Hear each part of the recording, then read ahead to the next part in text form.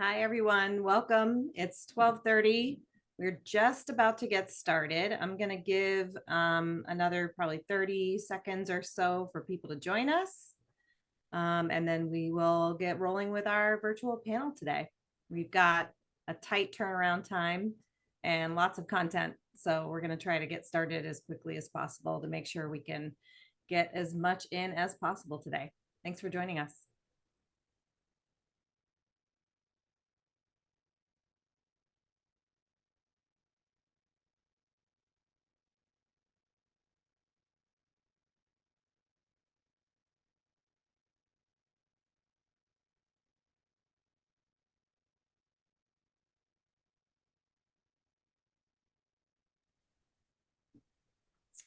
All right. Hello, everyone. I see some familiar faces here today. This is great. Welcome to this Capitol Hill Ocean Week virtual session, The Future of U.S. Seafood Workforce Development and Next Generation Leadership. I'm Jess Hathaway. I'm a fisheries and working waterfront specialist with Ocean Strategies, a fisherman-founded public affairs firm. I'm calling in today from Portland, Maine as a stand-in for my colleague, Hannah Heimbuck, who's currently fishing off the south end of Kodiak, Alaska, because time, tide, and salmon wait for no one. So for all of you who couldn't join us today because you're out fishing, please know we're sending you our best wishes for a safe and bountiful season. And with that, I'll also add that one of our panelists today is calling from the wheelhouse with gear in the water. So we may have sudden log off of the session, but we're going to try to keep Michael in as long as we can. So I'm going to describe the panel briefly and then introduce our panelists. So our session today is the future of U.S. seafood workforce development and next generation leadership. We all know development of a strong, diverse workforce is among the primary challenges we face in the U.S. seafood sector.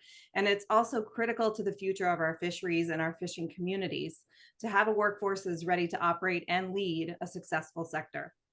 As our communities and our ecosystems change, so do the opportunities and challenges for our current and future harvesters. Our panelists today in this session are going to highlight ongoing efforts with their organizations and their communities around the country focused on fostering and supporting the next generation of commercial fishermen and seafood leadership, especially given the seismic shifts in our sector. So joining us today on the panel are Natalie Sattler, representing the Alaska Longline Fishermen's Association, Ashford Rosenberg from the Gulf of Mexico Reef Fish Shareholders Alliance. I've got Michael Rutherford, who's a West Coast commercial groundfish fisherman, and he's the one who's calling from the wheelhouse, if you couldn't guess. And I've got Andrea Tomlinson of the New England Young Fishermen's Alliance. So thank you all for joining us today. That's all I'm going to give for an introduction for each of our panelists, but I've asked them to give more context about their work and their positions with their organizations as they like when they are answering some of our questions. So we're going to start first with the questions that we have devised as a panel. If you have any questions, please feel free to drop them into the chat and we're going to get to as many as we can. Or if you have any contacts that you'd like to add also, because I know a lot of you are already working on this topic. So I'm going to start with Natalie from Alpha.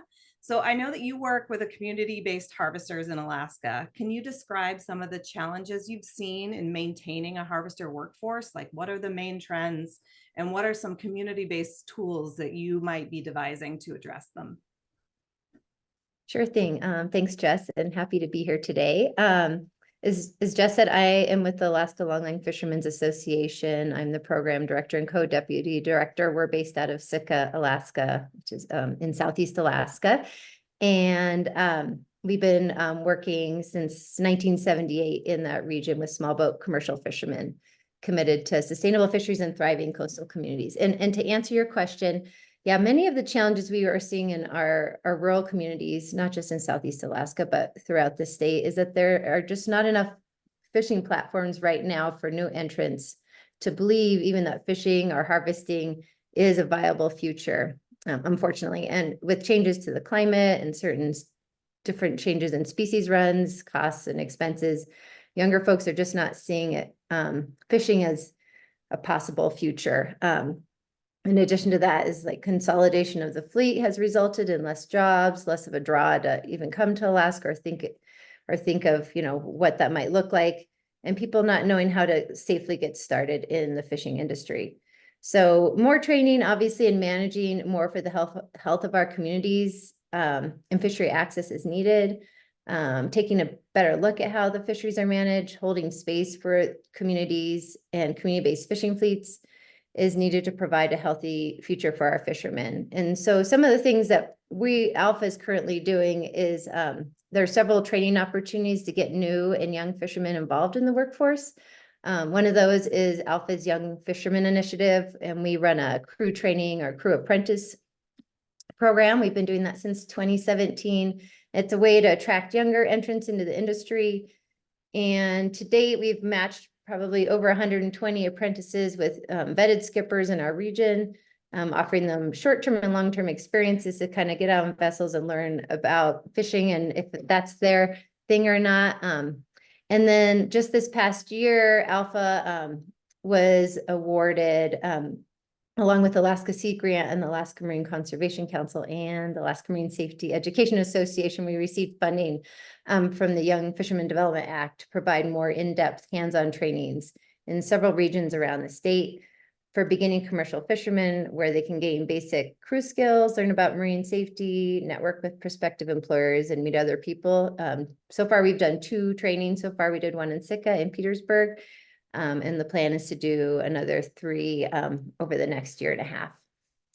And in addition to that, our Alaska Sea Grant office or program offers several programs in training that support the seafood sector and workforce industry. And so Alpha has sort of become like a matchmaker to bring local processors together with Sea Grant, seeing what sort of training opportunities they might need, and something we've begun to explore a little bit more. And just lastly, continuing to support some of our local loan programs and community quota entities, as well as some research around fisheries access, or just a few of the other areas that we're helping to address some of these current challenges. Great, Natalie. Thank you so much. So I'd like to turn to Ashford with the same question, since you're representing a different part of the country, a very different part of the country than Alaska. So can you talk a little bit about some of the challenges that you're seeing in the Gulf of Mexico fishing fleet, the workforce that you rely on to stay thriving there, and what some of the things that you're doing to address it with the Shareholders Alliance? Yeah, thank you, Jess, and thank you everyone for being here. I'm Ashford Rosenberg. I'm the policy director with the Gulf of Mexico Reef Fish Shareholders Alliance. We are the largest organization of commercial grouper and snapper fishermen in the Gulf, and we have members in all 5 Gulf states, from Brownsville all the way to Key West. So thank you guys for being here today. So while we are in a very different part of the country, many of the challenges that Natalie listed, we are seeing here as well. There's a difficulty in finding reliable crew here in the Gulf. And for those that may be interested in commercial fishing, there's not a clear pathway or a clear step one to kind of, leap into the industry. You hear stories about, people a couple decades ago, getting a skiff and a pole and kind of, or a net, and going kind of starting small and working their way up, and growing their business. And that model is not feasible in the Gulf anymore. The federal fisheries here are all limited entry. There's permit costs. There's a complex regulatory landscape. In some fisheries there are allocation and quota costs, so the financial hurdle to get into the industry is also high. And we don't have some of the loan programs that Alaska does, and private banks don't necessarily understand commercial fishing here or know how to kind of provide that startup capital to new fishermen. So those are all kind of challenges that we're seeing. So we have a couple of tools that we're trying to address these gaps and these challenges. One of them is our Reef Fish Quota Bank. So we have red snapper allocation that we provide to next generation fishermen and fishermen that are looking to reduce their red snapper discards. And so a young fisherman that's getting into the industry that is committed to getting involved in the regulatory process and coming to council meetings, and who is willing to hold themselves to a higher standard of conservation and accountability, are welcome to apply. And by coming to those management meetings and to meetings that we have specifically for quota bank members, it creates a networking opportunity. So we kind of hope to make those connections, help them make connections in the industry so they can grow from there. Another tool that we have that we're working on developing is a deckhand training program modeled similarly off of what Alpha's done and some other organizations across the country. We are hunting for funding to get a pilot of that launched, but we do have a blueprint curriculum developed that we worked with a bunch of commercial fishing leaders across the Gulf, not just in reef fish, but also in shrimp, crab, tuna, all the federal fisheries here, to create something similar here as to what Alpha has and to what some other areas have. That's really exciting, Ashford. Thank you. And I hope you'll keep us posted on how that program is going and when you get funding, because we're definitely excited to hear more about that. Absolutely. All right, so I'm going to go to Michael, who's calling us from the Wheelhouse. He is a commercial fisherman based in Newport, Oregon. And I'd love for you to talk today about your experience on the water. You're someone who has worked with lots of crew, greenhorns all the way up, and talk about what it takes to attract and retain a strong workforce, and what it means to have for them to see stability in the industry, and really achieving that. Like, what does it look like to achieve stability and be able to attract a strong workforce? I know that before we started the session, you were talking about the robust working waterfront in Newport and in the region. And so I'm wondering if you can expand on that a little bit for the rest of our audience today. Sure, thank you. Yeah, my name's Michael Rutherford. I'm a commercial fisherman here in Newport. Not only am I a fisherman, I'm actually a second generation. My father started in 1980 fishing, and I have a 21-year-old son now who is currently working on this boat with me. So he has decided to follow his grandfather and his uncles and his aunt and myself in the family business. So my family owns 4 trawlers out here in Newport. I'll talk to you a little bit about Newport as far as what I think Newport has always worked as its fishing community and fishing fleet has always been, I would say, healthier than some. There's examples of unhealthy ones up and down the coast. Newport has always kind of stood out as an example of what a robust fishing fleet looks like. It really boils down to all of the intricate parts that work together, not just the fishermen and the various types of fishermen. I mean, there's so many different fishing practices in Newport as far as boats, from small charter vessels, small crabber salmon fleet, to we have a working Alaskan fleet with about 8 or 10 trawlers that travel to Alaska on a yearly basis to harvest pollock and cod, and then they return home to port in Newport. The infrastructure in Newport's great because it facilitates these vessels. Whatever size or of your vessel that you got, there's something there to facilitate that for you. We have a shipyard 7 miles up the Aquina that can service any of the size boats that come into Newport. They have a full service crew, welders, carpenters, electricians. It's an awesome full service one-stop shop when you have to get something done on your boat, either in a timely manner or just the year-to-year basic maintenance that we have to do. I mean, these vessels are very, very costly to upkeep.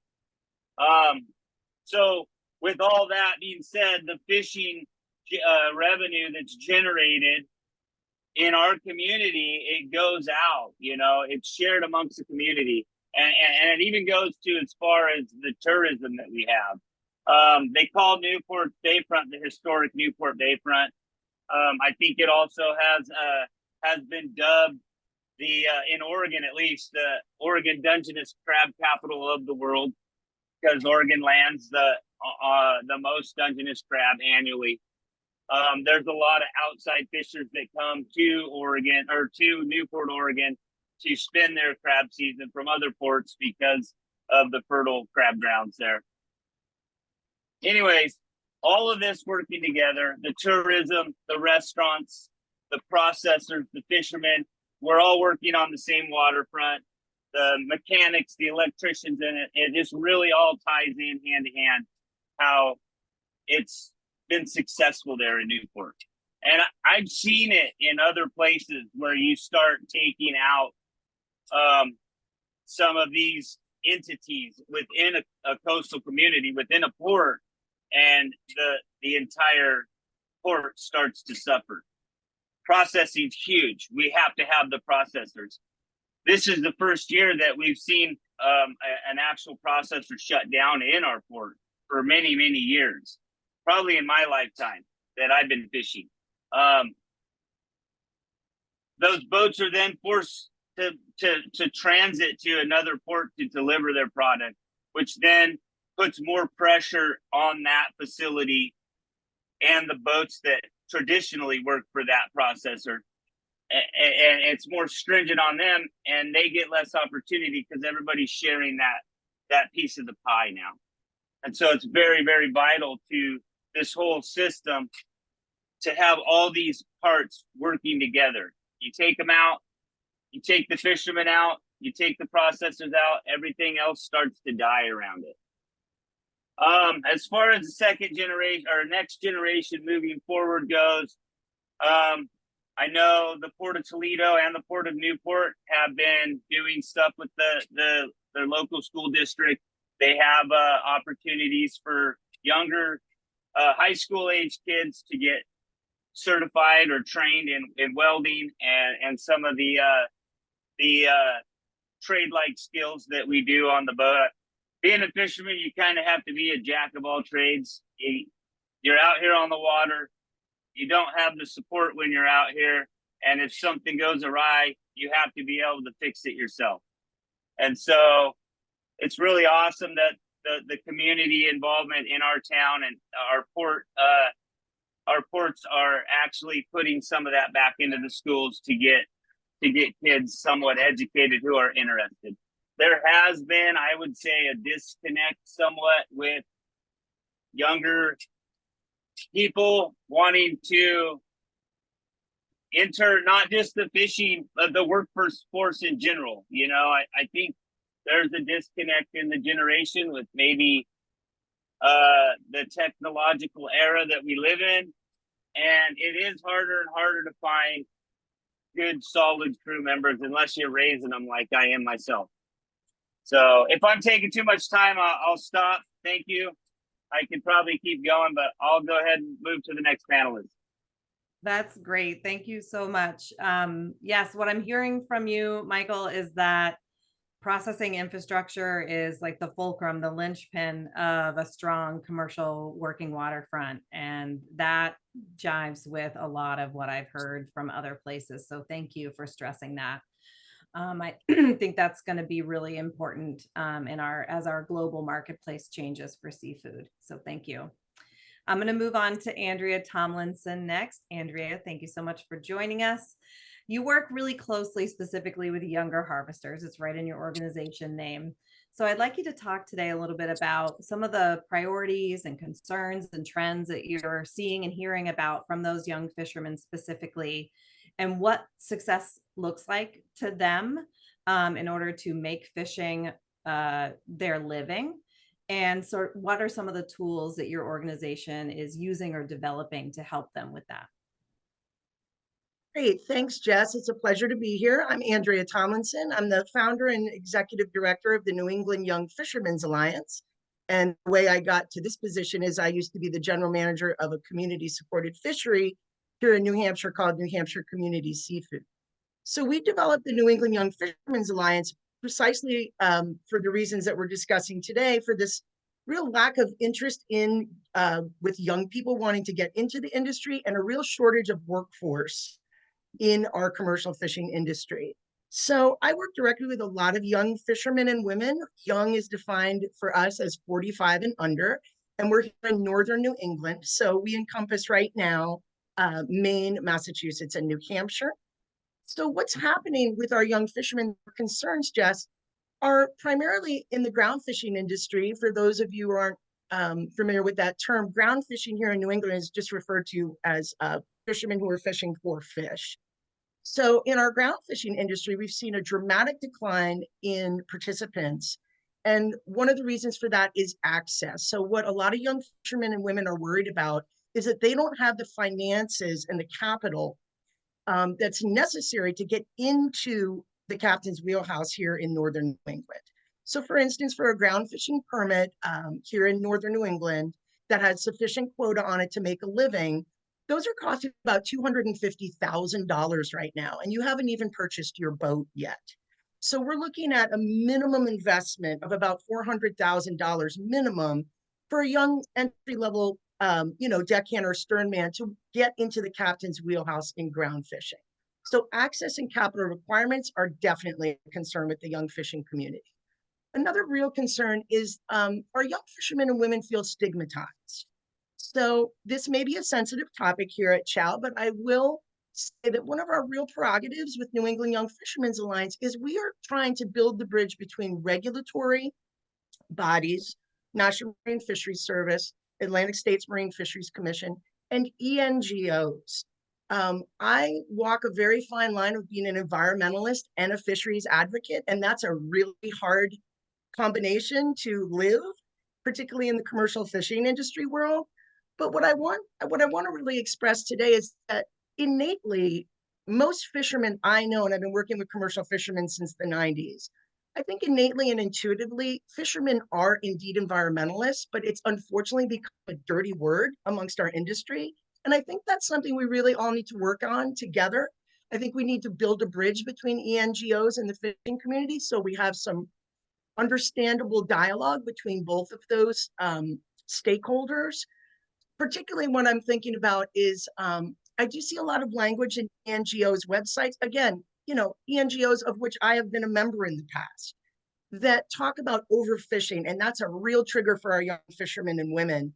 Something I think we need to understand is overfishing within NOAA and the Atlantic States Marine Fisheries Commission, which is another regulatory body that deals with species that migrate throughout different states' borders. For instance, on the East Coast, the ASMFC manages and regulates fisheries that are migratory. Sea bass is one, American lobster is one.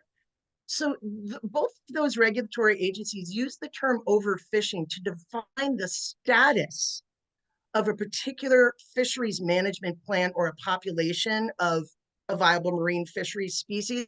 But when the general public hears that word overfishing, I think innately it becomes kind of a blame term towards the commercial fishing industry. So that's an issue that really bothers young fishermen and women because they feel like they're fishing according to the very strict regulations that are set by our regulatory bodies here in our country, and they're still being accused of overfishing.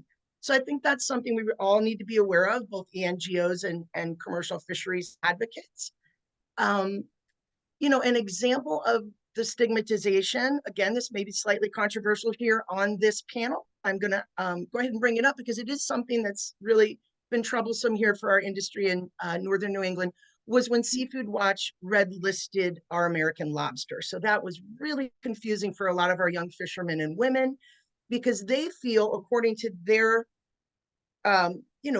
obligatory regulatory regulations, that they have to abide by, they feel that they are really being stewards of that fishery and creating a fishery that is sustainable because of their actions. For instance, if our lobster industry ever catches a female with eggs, we have to do something called V-notch her. And if you're a lobsterman or woman and you catch a V-notch lobster, you have to throw that back to allow for that lobster to continue to breed. We have really strict regulations on the size of our lobsters. So, lots and lots of lobsters are being thrown back because they're too small. We have a gauge increase coming in Northern New England as well. So these are all challenges that fishermen and women, are really facing. And the other thing is a lot of them are kind of giving up on the future. So I would say this is one of the most difficult times in history to try and get young people interested in this industry and participating as next gen commercial fishermen and women. because they feel as though regulations and, you know, the public stigma of being a commercial fisherman is really kind of fighting against them. I would like to mention we are the 7th most regulated industry in the United States, behind pharmaceuticals, energy, you know, health insurance. So, and we are the 2nd most dangerous industry in the United States as well, behind logging. So we've got a lot of obstacles in our way, but we're really trying to think positive for the next gen.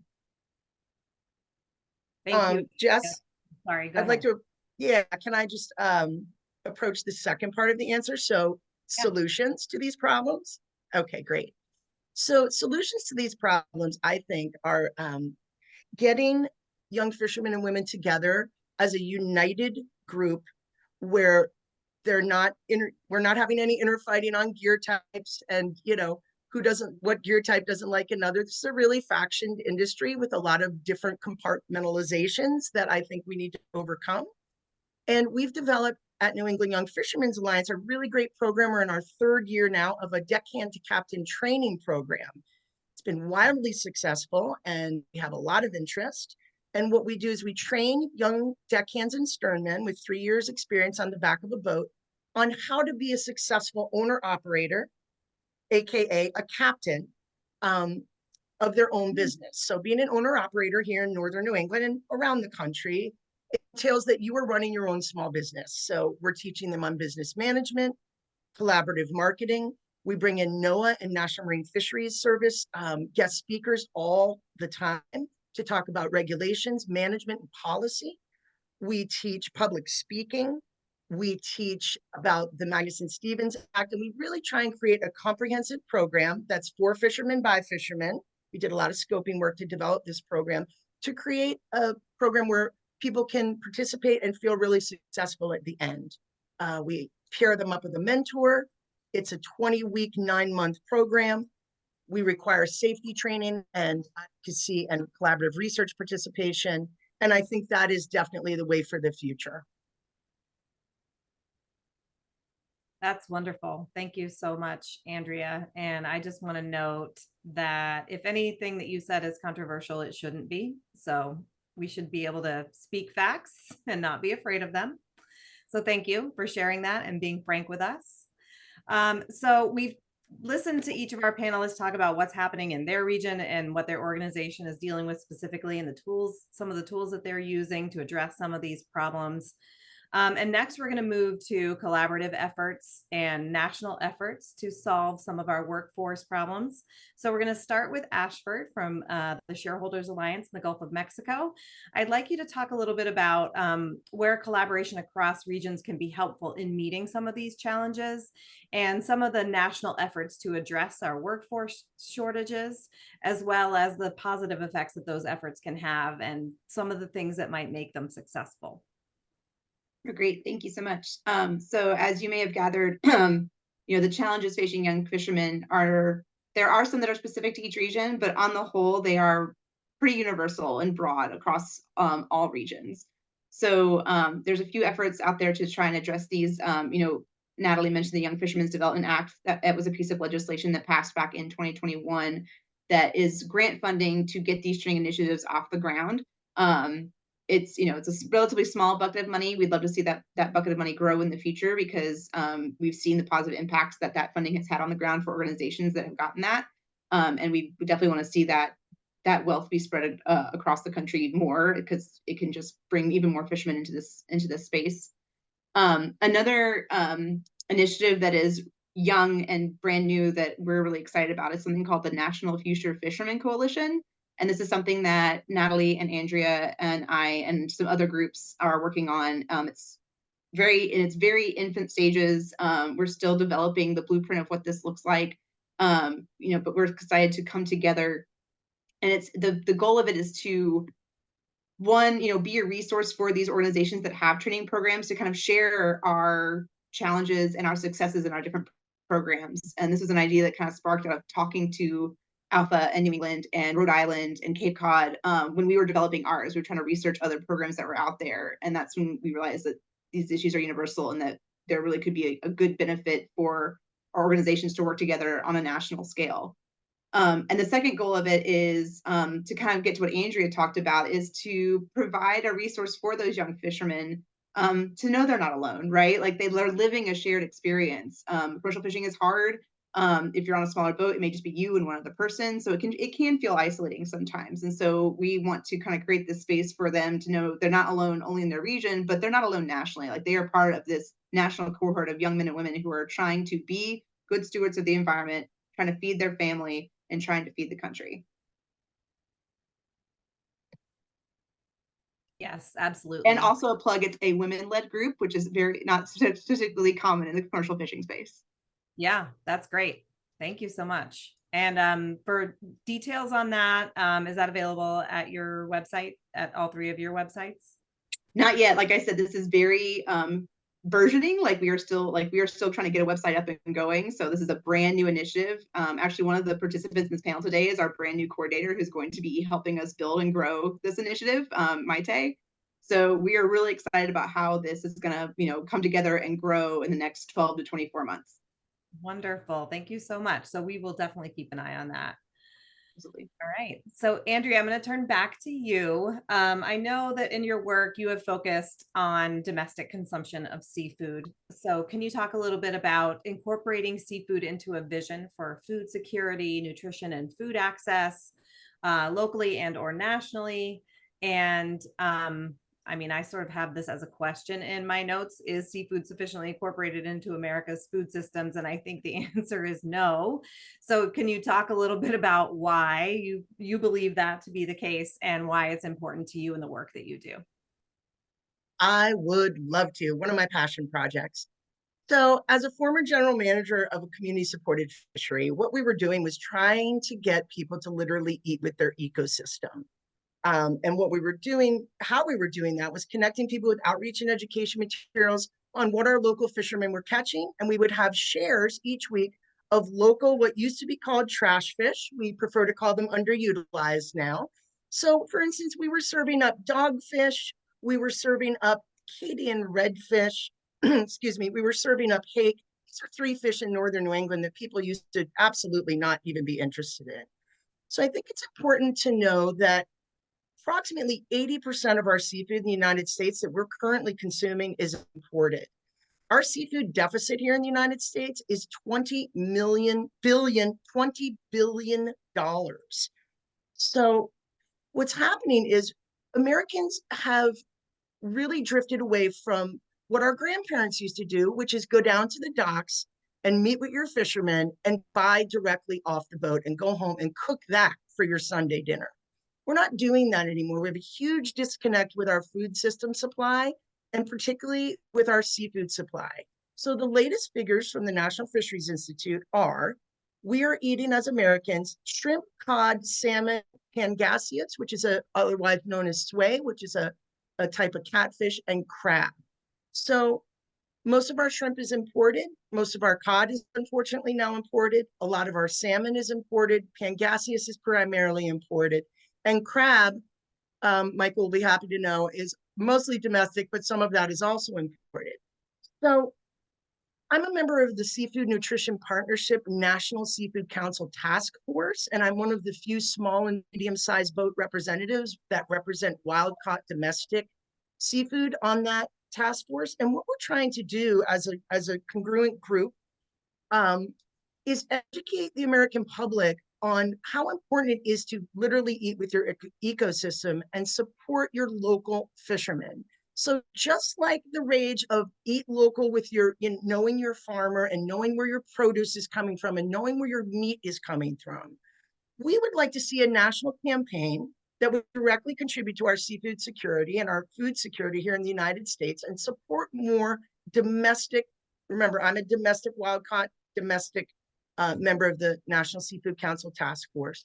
So we would like to see Americans eating more than 20 pounds of seafood a year. That's the average amount of seafood that we're consuming as American citizens per year, compared to over 100 pounds of poultry, 80 pounds of beef, 80 pounds of pork, 20 pounds of seafood a year, folks. That's not even a half pound of seafood a week. That's not a lot. And seafood is so incredibly good for our health. That's one of our primary missions with the Seafood Nutrition Partnership Task Force is to just have a unified message that seafood is really good for your health, for your brain health, for your heart health, for your, your mental health.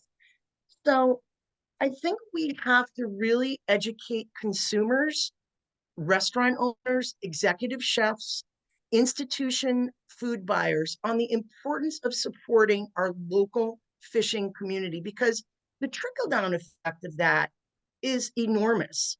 Right off the bat, we're keeping more of our seafood here within our own country and selling it locally. We are contributing to the economy of our working waterfronts. We are also providing, restaurants with a great platform to be able to promote and highlight our local fishing community, which is something that I feel that we really need to do. So there's ways in which I think the consumer and institutional buyers could really make some just really small changes. For instance, consumers, I think we should really start promoting more consumers. Ask at your local retail seafood, wherever you're buying it, whether it's at a supermarket or a retail seafood store, or even online. Ask, where is that coming from? And really try and focus on knowing your fisherman or woman and trying to support more domestically produced seafood. I think this could only benefit us as a country and as an industry. And I think that would be a real impetus for our young generation who is really threatened by their future to know that our country as a whole is supporting local seafood. You're here. It's also a lower carbon footprint than any other protein. So well worth asking. Even if you're flying it from Alaska to New England. So I think it's great to know and a good thing to point out consistently. All right, so I'm going to turn to Michael from the Wheelhouse. So as a fisherman, you have firsthand experience with the fact that fishery-specific regulations and seafood policies aren't the only policy areas that have direct effect on fishing businesses and your ability to access critical infrastructure, to access markets, and frankly, your ability simply to operate. I know that those policy areas can make the difference between, retaining your working waterfront infrastructure and your workforce and not having any of that available to you. So can you talk a little bit about some of the other policy areas that are directly affecting your fishing dependent businesses in your region? For example, energy development or environmental regulation. And what are some of the ways that fishermen can be helpful in guiding those issues so that you can operate? Okay, yeah, thank you.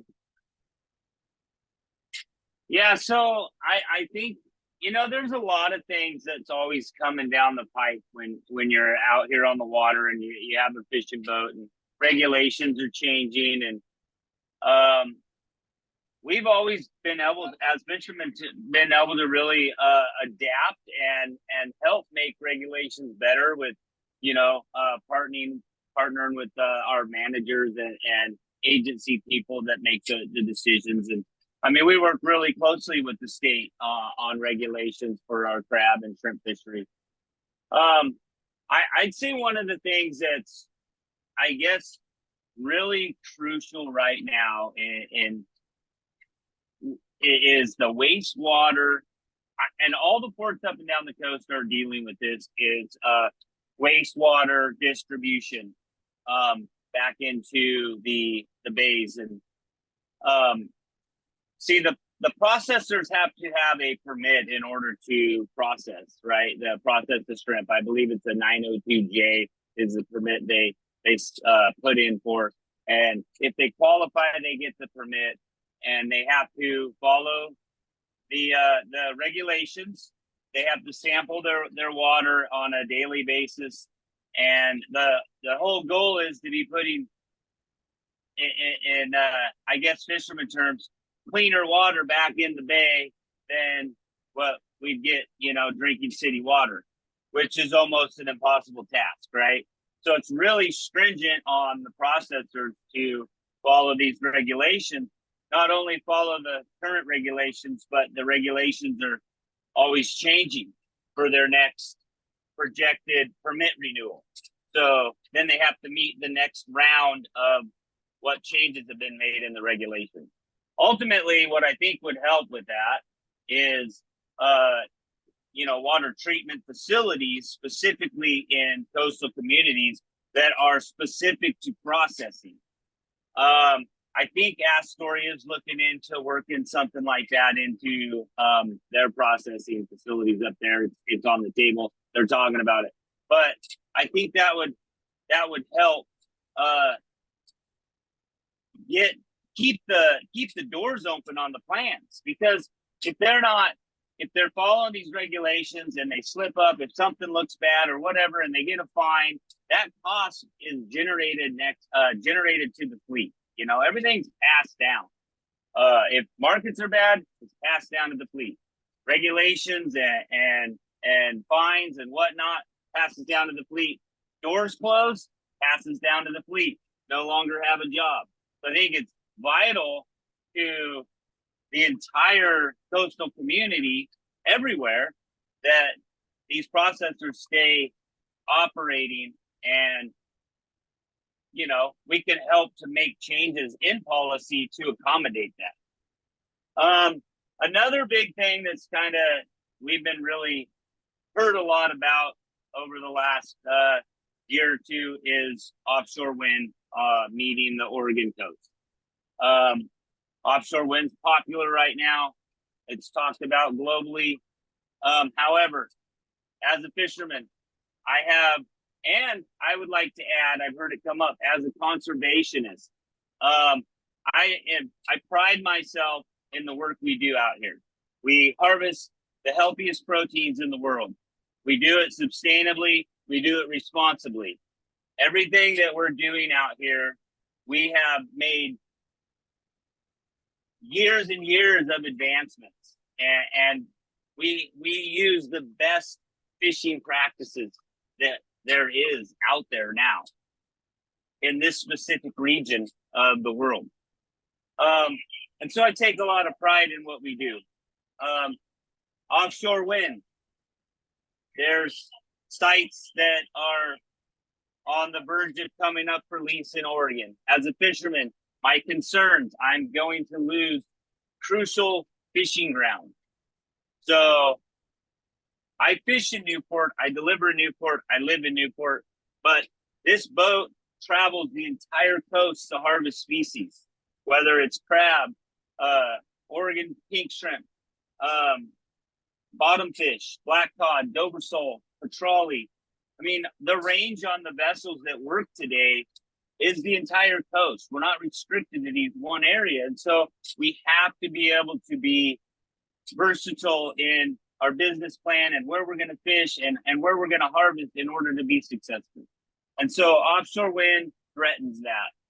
And not only does it threaten that in a sense of the fishermen, but there's so many unknowns about what kind of environmental impacts it's going to leave. What kind of footprint is it going to leave on our pristine coastal waters? Yeah. And so those are my concerns. Thank you. Thank you so much, Michael. Those are great points. We're about to run out of time, so I just want to point one last quick question. I'm going to aim it at Natalie, but anyone on the panel, feel free to answer, to talk a little bit about not just the need to develop future harvesters for our sector, but future leaders.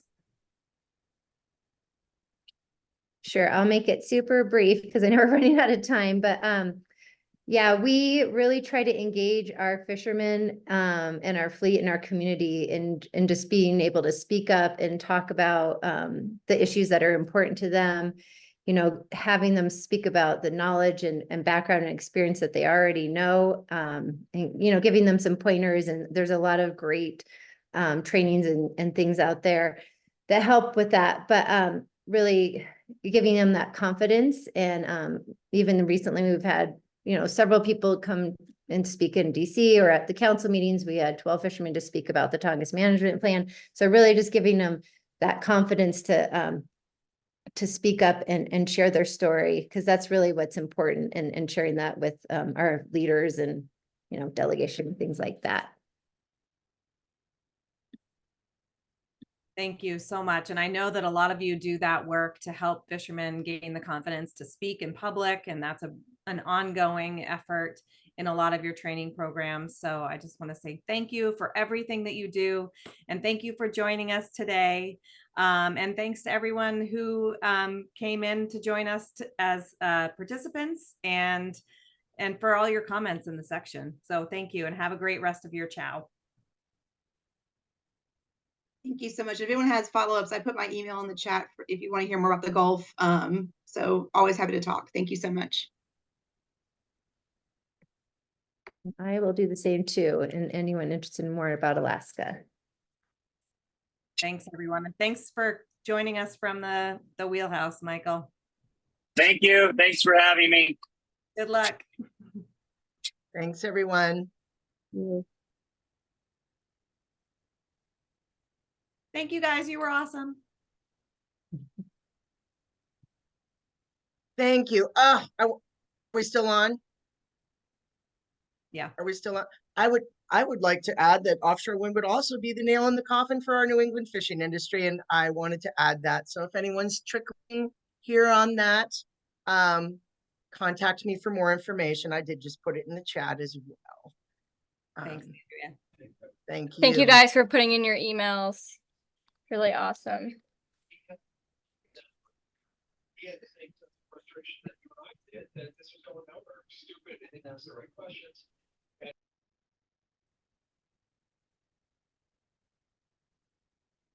Thank you, Jess, for everything.